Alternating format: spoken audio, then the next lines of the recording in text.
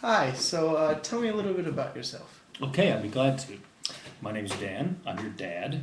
Um, what would you like to know? Where you work, family life, friend life, stuff like that. Okay.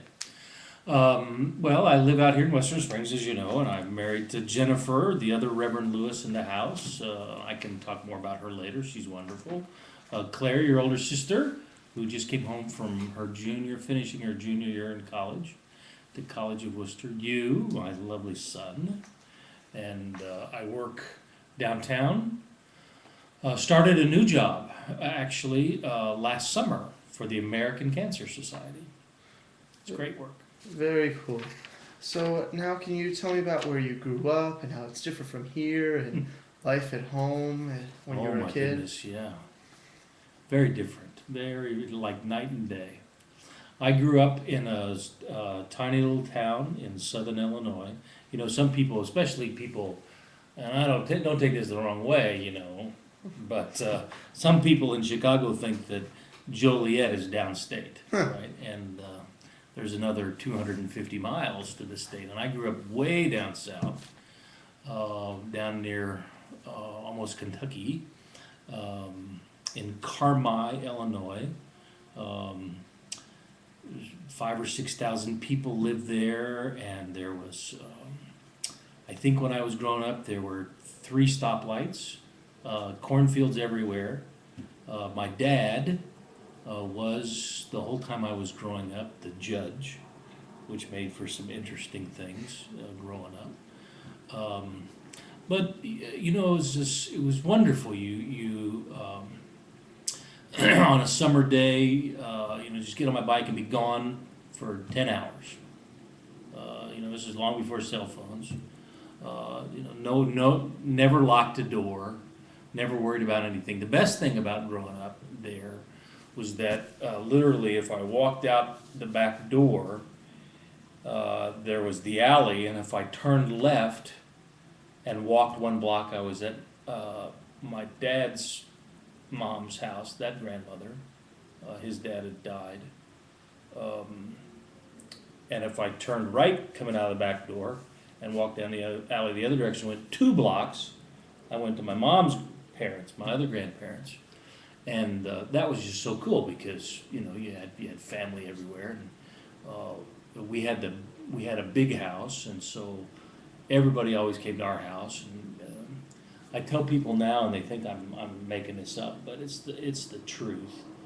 And this is one way in which it's very different from living here, is besides the whole safety issue and freedom of being able to move around without worrying about crime or anything. Is that honest goodness, easily 250 days a year, maybe 300 days out of every year growing up,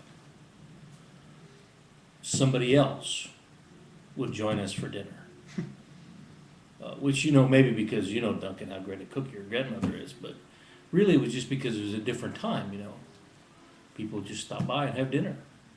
And Dad was the judge, and so sometimes you'd have other lawyers or clients or whatever, but, there's always somebody at the house. It was always, and he ate every meal at the dining room table, and there was always people in the house.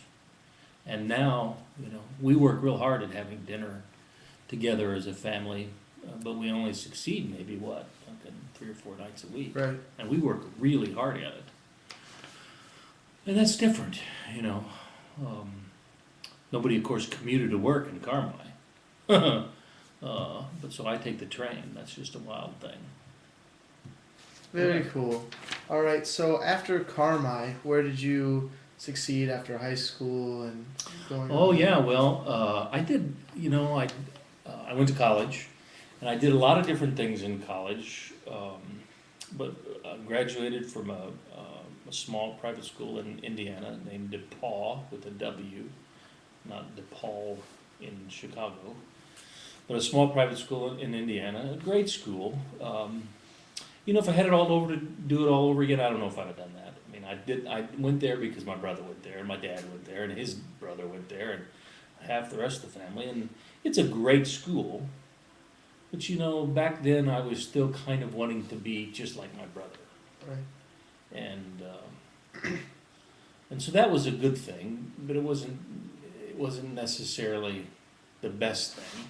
I did take advantage of all the special programs, much like they have nowadays, where you can do winter terms or whole semesters away from campus studying elsewhere.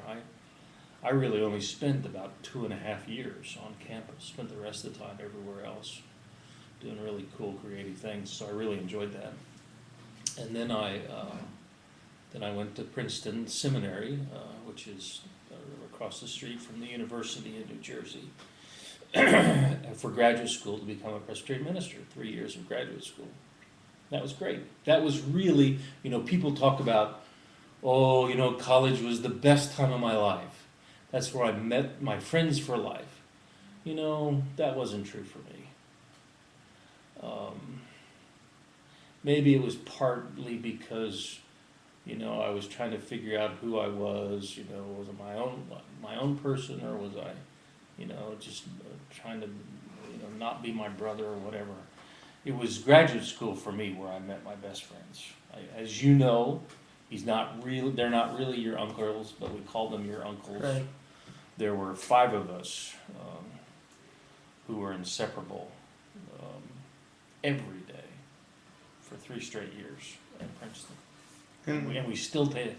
That was 26, almost 27 years ago now that we graduated, and we still talk all the time. Right. All the time, the 5 of us. And that's Married one of them. Yeah, exactly. Go on from there. Yeah, so,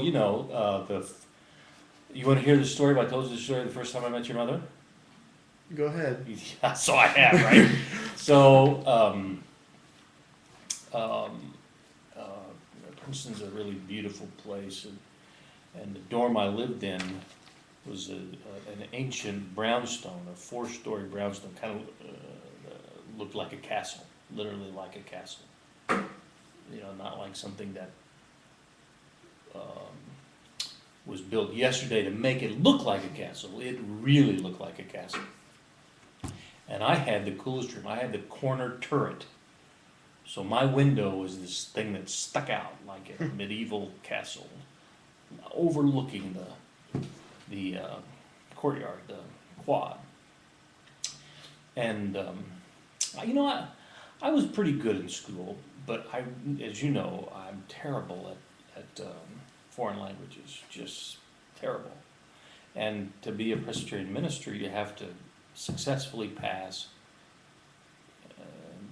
in order to read the Bible in the original languages, you have to pass Hebrew for the Old Testament and Greek for the New Testament. And I had no problem whatsoever with Greek. But Hebrew was killing me, man. I couldn't do it. And so I'm standing, I'm just so frustrated that first fall afternoon, semester rather, and I literally get so frustrated that I open the window, so I'm 4 stories up. I open the window and I'm leaning out and I'm yelling. I'm mad and I'm cussing, I'm yelling, and I get ready to throw the original Old Testament in the Hebrew language out into the yard because I just can't stand being near it because it's just messing with my mind.